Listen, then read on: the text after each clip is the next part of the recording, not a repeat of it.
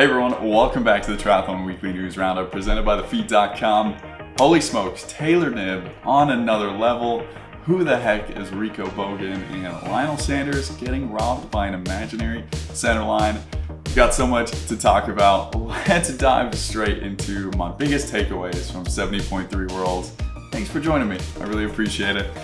First of all, like I said, Taylor Knibb. Holy smokes, are we looking at the future greatest of all time in triathlon? She said she was just excited to race. She woke up early the day before and said she was ready that day to race. She just broke the 70.3 world record by 1 second from Laura Philipp, who had it from her race in Dubai, although Dubai is a notoriously fast course. And Taylor was really unchallenged here, and you'd have to imagine she could have gone even faster. But what a fast time that was on what a lot of people said was a much more challenging course than they expected. Clearly was a ridiculous performance, and I feel like a lot of people have forgotten that Taylor had ankle surgery back in January, so she's surely can't be running as good as she can, and yeah, I only see her getting better. She's so young. It's really scary how good she is, and we've heard some rumors, which we'll get to a little bit later on. Another takeaway was Danielle Reef again having an off day. This is the third time she's raced Taylor, and every time something's not quite been right. She said she was dealing with a sickness from a few weeks ago that hadn't quite gone away. But yeah, not the result she would have wanted. I'm sure she'll want a rematch, and we'd all love to see that. But that's where Kat Matthews and Imogen Simmons came in. They stole the other spots on the podium there. Kat is going from strength to strength to strength, and yeah, she's another one at Kona that is gonna be really, really good. I honestly think she is definitely a pick for the podium there, and can't wait to see her race. Imogen Simmons back on a 70.3 world champ podium. She was there in 2019 in Nice, and it's great to see her coming off of a great performance in Singapore with the 4th place there. Great to see her back challenging with the best women in the world. But I think one of the main headlines from the women's race was all the penalties that happened there. A lot of people calling out for Race Ranger. Yeah, Ellie Salthouse, who said she was having the day of her life, picked up 2 5-minute penalties. Tamara Jewett was another one who had the fastest run of the day. She picked up a 5-minute penalty, and quite a few more. So many people calling for a Race Ranger to be implemented. However, Jack Kelly did give us an update saying that Race Ranger messaged him and said that Ironman are just not interested anymore. They've left him on red, and looks like we won't be seeing it at the Nice World Champs or in Kona. I don't know why Ironman doesn't implement this. It seems like such an easy solution that's had great success and that all the athletes enjoy. But yeah, no Race Ranger for Ironman races right now. But then moving on to the men's race, RICO BOGEN. Holy smokes, who is this guy? I'd heard of him, but I definitely didn't pick him for the win. He had a breakthrough race earlier this year when he beat Patrick Lange at 70.3 Kraichgau. But before that, just last year, he was an age grouper. He won the Challenge Championships in 2022 as an age grouper. And yeah, before that, he was a competitive swimmer. In March, he switched over coaches to Joe Spindler and joined the St. Tri team. He's had a couple of notable performances since going pro, but none quite as good as that one with Patrick Lange. However, if you look deeper into some of those results he's had, you'd see he swam well, obviously, but he also biked really, really well. And some of the races where he didn't do well, he suffered in the heat. And clearly, this race in Lahti was suited for him, and his running is on another level since joining Joe and that team. So RICO is going to be one for the future. I'm sure he'll get an invite to the PTO races, and man, his smile and joy as he crossed the finish line was amazing. Nobody will ever count him out again, and Freddie Funk and Jan Stratman in 2nd and 3rd, sweeping the podium for Germany. The first time ever that a nation swept the 70.3 World Championship. We saw that with Jan Frodeno, Patrick Lange, and Sebastian Kienle before at the Ironman World Champs in Kona. So that was an amazing race for the German athletes. All of them managed to break away from the rest of the athletes behind.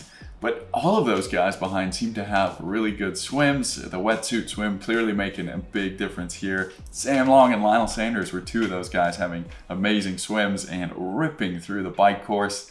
Sam didn't end up finishing too good, probably not as good as he hoped, suffering a little bit from all the travel he'd been doing and also having a new kid. But Lionel Sanders is where all the drama and the biggest headlines for the weekend came out of. He was disqualified for crossing an imaginary center line, is what he told all of us. For what? And the referee said that I crossed the center line, and I looked down and there is no center line. It's a small, narrow European road with no center line. And I said, but there is no center line. And he said, but it's imaginary. And I said, but that was never discussed. I thought he kept it really professional. I would have been so mad. There's some rumors going around saying that he said he was never going to race an Ironman race again, but I doubt that. I wouldn't believe those. But I think the worst part was seeing Ironman post that Christian Blumenfeld crossed the center line as well to make a pass when there actually was a center line. And whereas Lionel, when he was making the pass, there wasn't any.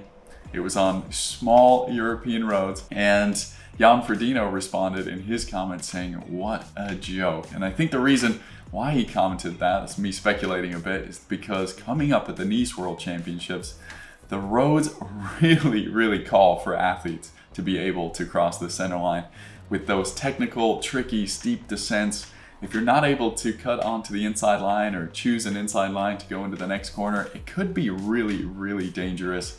And right now, Ironman hasn't said anything about changing that rule for that race. And that could incur a lot of penalties. And I think it'll make the race a lot more unfair if they don't change that up, as some athletes will definitely be cutting the corners and taking tight lines.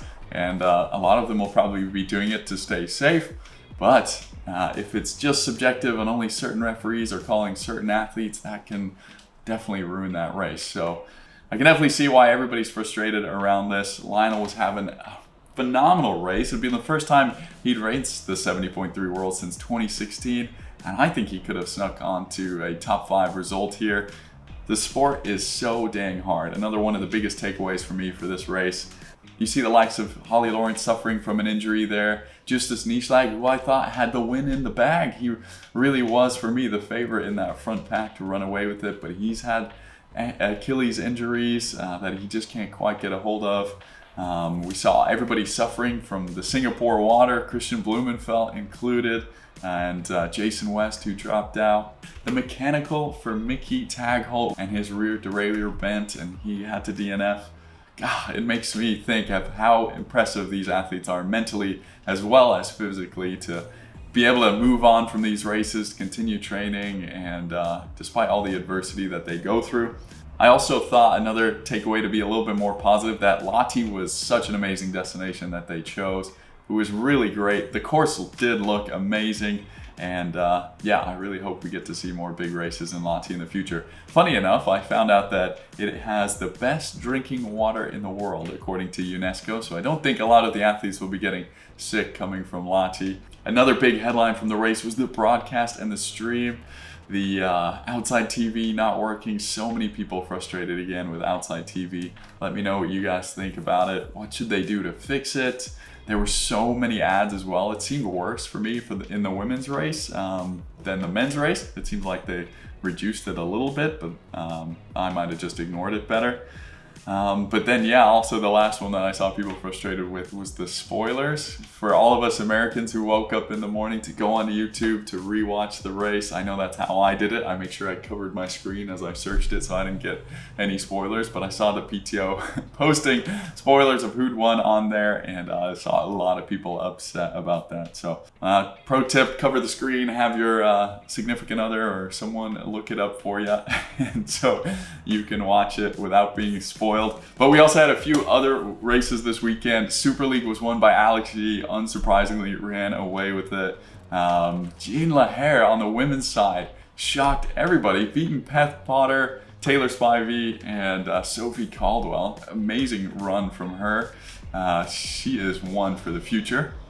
And then Christian Blumenfeld will be joining those guys in Toulouse next weekend already. So really recommend tuning in for that one. The crowds apparently there are amazing, and then they've got 2 more races in the rest of that championship series. There was Challenge Davos, which was a middle distance race, but because of the massive mountain climb it had, it was only 54 kilometers long.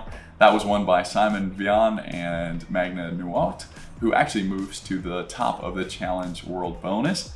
Then there was the European Triathlon Middle Distance Championships in Belgium, and also Xterra Beaver Creek, which you might remember from Sam Long competing there a couple of years ago. While Leslie Patterson and Sullivan Middaugh defended their titles there from last year. Leslie Patterson, who was just on the Rich Roll podcast, which I can't wait to listen to, she was the writer and producer of the Oscar-winning All Quiet on the Western Front, which is a massive Netflix hit. So amazing to see that she hadn't even swam in 5 to 6 months prior to that race and still got the win there. She was a 3-time Xterra world champion, so not too surprising there. But then onto the 3 main headlines for the week, and I think this first one you've probably all heard of by now. Taylor Knibb rumored to be racing Kona. I've actually heard this one for a few weeks now, and yeah, as she said after the race there at the 70.3 Worlds, when she was asked what she's doing next, she wants to do what keeps her motivated and what keeps her excited, and I think in 7 weeks time, that's plenty of time for her to prepare. I've heard that she doesn't have enough races under her belt to race the grand final short course race in Pontevedra. So that might be another reason why Kona suits her to race. Yeah, how do you guys think she would do if she did race there? I'm sure we'd hear the news soon whether she is or not. To me, I don't see a reason why she wouldn't win. I would definitely pick her for the win there. Her swim is so good, which would give her such an advantage. If she can swim with the likes of Lucy, for example, that could get her far away enough on the bike. And I just honestly see her biking away from everybody, including Daniela. But then even if Daniela managed to catch up all the way, I think Taylor's got a better run on her. The marathon could be tough in the heat, but I think with 7 weeks, she's got plenty of time to really get adapted to that. So my pick would be on Taylor to win. So let me know what you guys think. And then on the other side of the spectrum, Max Neumann is out of racing the World Championships. He said he's had an injury that hasn't come around since the European Open. He was probably my favorite actually to win that race if he'd have been training all the way up until Nice from then. But yeah, that's the reason I guess why he didn't race Singapore. Hopefully he heals up quick. I remember when Max found out that the Ironman World Champs wasn't going to be in Kona, he said he wasn't even going to race Nice at first. So I don't think this will be the biggest bummer for him, but in the form he was in going into it, he actually might have been pretty upset that he isn't able to race. So hopefully he gets better and we see him back soon enough. He plans to be racing before the end of the year, so that's good. Him and Alistair Brownlee both. And then the last headline I wanted to share was My Whoosh Cycling. I'd actually never heard of it before. It's a competitor to Zwift, and I think after researching it a little bit more that Zwift has got some serious competition here. They actually just signed with UCI Cycling as their official app for their upcoming indoor events, and yeah, I just thought I'd pass that information on to you guys. I'm a huge Zwift fan and continue riding Zwift, but My Whoosh looks pretty good. Finally, on to the hot take, video of the week, article of the week, and humor of the week. I'm going to keep that one in from last week. The first one, though, the hot take. This one I was thinking about myself, but when I saw Matt Sharp's comment, I couldn't agree more. The number of comments trashing on Ironman and sending so much hate. A lot of keyboard warriors out there. Slow twitch is a terrible place to be if you're an Ironman fan. I also don't think, like Matt, it's a great idea to be completely trashing on Ironman, as Ironman is so important for the sport. It gives such a big opportunity for upcoming pros. It does offer a lot of prize money as a whole with so many races that these athletes need, and by just trashing on Ironman and hating what they do around the pro racing, I don't think it's the right way to go about it. If Ironman decided to just say, no, we're not going to do anything more with the pros, they've got the PTO, they can race the PTO races, I think that would be catastrophic for the sport. So yeah, maybe hold back on some of those comments about Ironman, but I also agree that some constructive criticism is good, but yeah, some of those hate comments, no bueno. But then moving on from there, the article of the week, this one comes from tristats.com. It's a website primarily focused on short course racing, but they did an awesome deep dive into why athletes will not be the ones to profit from triathlon. Now, they go into so many detailed specifics here. so I won't summarize it too well, but I really do recommend checking it out. It talks a lot about the PTO and Super League and compares it to UFC, and you'll get more of an insight into what happens with the money in triathlon. From there, we move on to the video of the week, and this one's Ironman's FPV footage. I think, Ironman caught a lot of flack for that race, but this shot was amazing, and it's good to see them trying out new things, improving their media in general. And I think footage like this and trying new things is what gets more people into the sport, and this showcase of Lati was brilliant. Finally, on to the humor of the week, and Donald Trump. You get my vote for this one. He was making fun of Joe Biden a little bit and said he wasn't quite a triathlete. He's worse mentally than he is physically, and physically he's not exactly a triathlete. So does this mean Donald thinks triathletes are the epitome of human health? I know I do think so. These pro athletes are the superhumans of the world, in my opinion. And that one cracked me up. So good job, Donald. Well done. You get the humor of the week. And with that, that's it for this weekend's Triathlon Weekly News Roundup. Like I said, it's presented by thefeed.com. They've been huge supporters of the channel. They've been helping me out with some projects in the background as well. So please, if you need anything for nutrition, fueling, or recovery products, please use my link in the description. If you support that, you'll help support the channel, and I really want to partner with them for the future. So excited for the Ironman Nice World Championships. I was gonna go, but decided to hold back because it looks a lot more affordable for me to go to Kona and focus on that women's race. But I'll be producing a few more extra videos in the next couple of weeks relating to that race. Can't wait. And please do follow me on Instagram. Send me messages there and drop in the comments. We'll see you guys in the next one. Have a good one.